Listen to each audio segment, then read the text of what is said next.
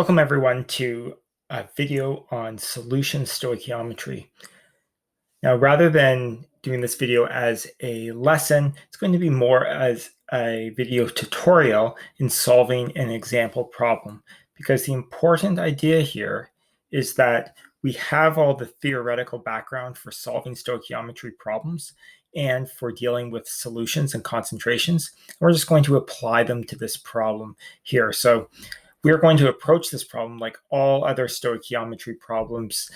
So you know that the first step in all stoichiometry problems is to balance the equation. So take a moment right now, pause the video, and write this out as a balanced chemical equation. Okay, there we have it. It is a balanced chemical equation already, a 1-to-1-to-1 ratio.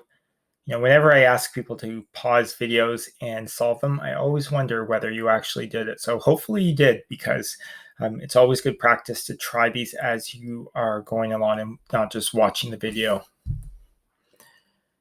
Okay, so we want to find the mass of silver chloride produced. That's my unknown right here. I'll put that over here. And we're given an amount of silver nitrate. 2 milliliters, that's a volume, right? So we're going to write that as a volume.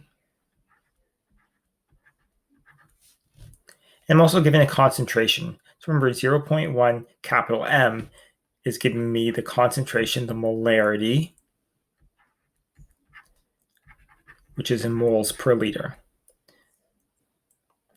As with every stoichiometry problem, I'm going to take my measured amounts here, convert that into moles, and then use the balanced chemical equation to solve for the moles of my unknown silver chloride.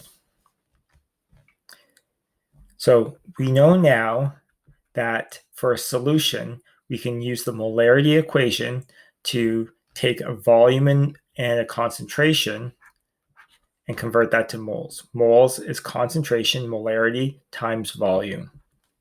Okay, sorry that's a little squished in there, but my mole amount is 2 times 10 to the negative 4. And now that I have it in moles, I can use the balanced chemical equation, which tells me for every 1 mole of silver nitrate which reacts, we produce 1 mole of silver chloride.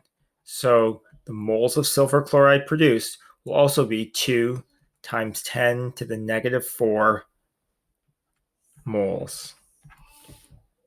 And now we use our mass is equal to moles times molar mass to determine the mass of the precipitate formed.